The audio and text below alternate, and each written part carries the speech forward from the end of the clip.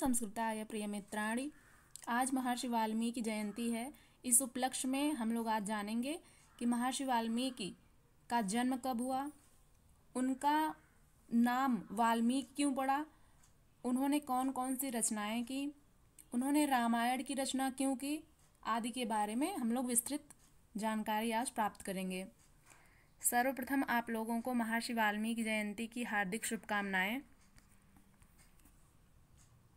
महर्षि वाल्मीकि संस्कृत रामायण के प्रसिद्ध रचयिता हैं, जो आदि कवि के रूप में प्रसिद्ध हैं। इनके द्वारा रची गई रामायण वाल्मीकि रामायण कहलाई। रामायण एक महाकाव्य है जो कि राम के जीवन के माध्यम से हमें जीवन के सत्य व कर्तव्य से परिचित करवाता है। अब देख लेते हैं कि इनका जन्म कब हुआ था। महर्षि वाल्मीकि का जन्म आश्विन माह की पूर्णिमा तिथि को हुआ था। इनके प्रकटोत्सव पर अमृत कलश शोभा यात्रा निकाली जाती है ताकि जीवन में सुख समृद्धि बनी रहे। आज यानी कि 17 अक्टूबर 2024 को महर्षि वाल्मीकि जयंती है, जिसे पूरे भारतवर्ष में बड़े ही धूमधाम से मनाया जाएगा। अब देख लेते हैं कि महर्षि वाल्मीकि का नाम वाल्मीकि क्यों पड़ा, इसके विषय में जानते हैं। एक कहानी है, बहुत ही रोचक कहानी, ध्यान से सुनिएगा। महर्षि वाल्मीकि के बचपन का नाम रत्नाकर था। महर्षि बनने से पूर्व यह एक डाकू थे। अपने परिवार का पालन पोषण करने के लिए ये लोगों का धन लूट लेते थे। एक बार क्या हुआ, एक बार निर्जन वन में देवर्षि नारद मुनि रत्नाकर डाकू से मिले तो रत्नाकर ने मुनि को लूटने का प्रयास किया। तब नारद जी रत्नाकर से पूछे कि तुम ऐसा घिनौना कर्म किस लिए कर रहे हो।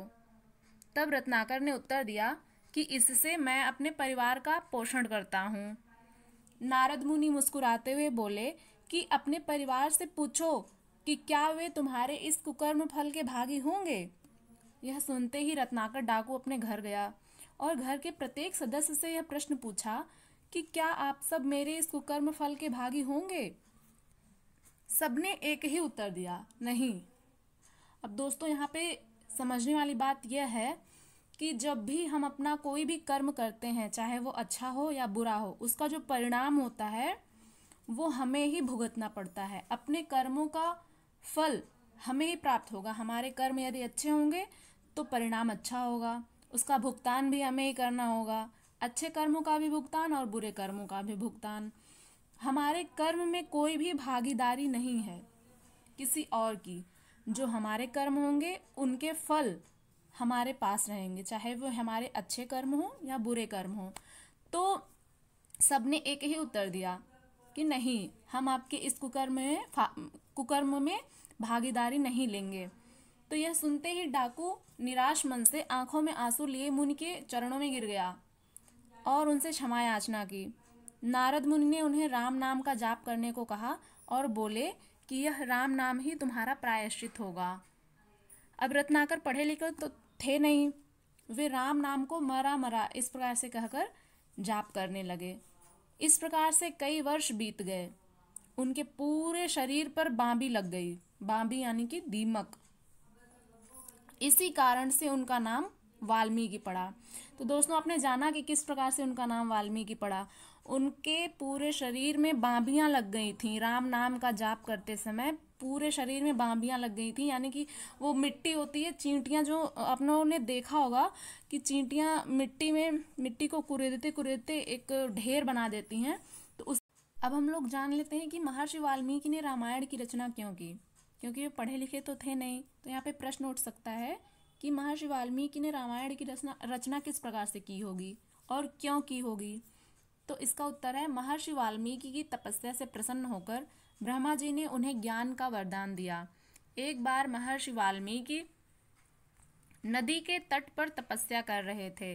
फिर उन्होंने देखा कि एक बहेलिये ने प्रेम मग्न क्रौंच पक्षी के जोड़े में से एक नर क्रौंच पक्षी को मार दिया। तो मादा क्रौंच पक्षी विलाप करने लगी। यह देखकर महर्षि के मन में करुणा जाग उठी और द्रवित अवस्था में उनके मुख से यह स्वतः ही एक श्लोक फूट पड़ा। वह श्लोक था, मा निषाद प्रतिष्ठाम त्वम गमः शाश्वती समाः यत् क्रौंच मिथुनादेकम वधी काम मोहितम। यह श्लोक सुनकर वहाँ देवी सरस्वती प्रकट हुई और उन्होंने उन्हें ज्ञान का वरदान दिया और उनकी लेखनी में प्रविष्ट हो गईं। तत्पश्चात भगवान ब्रह्मा और नारद मुनि से मिलने के बाद वाल्मीकि को रामायण लिखने की प्रेरणा मिली। यह कहा जाता है कि यह जो श्लोक है, माँ निषाद प्रतिष्ठाम त्वमगमः शाश्वती समा यत् क्रौंच मिथुनादेकम वधी काम मोहितम, यह जो श्लोक हमने पढ़ा अभी, वह श्लोक रामायण का प्रथम श्लोक माना जाता है। धन्यवाद। नमः संस्कृताय।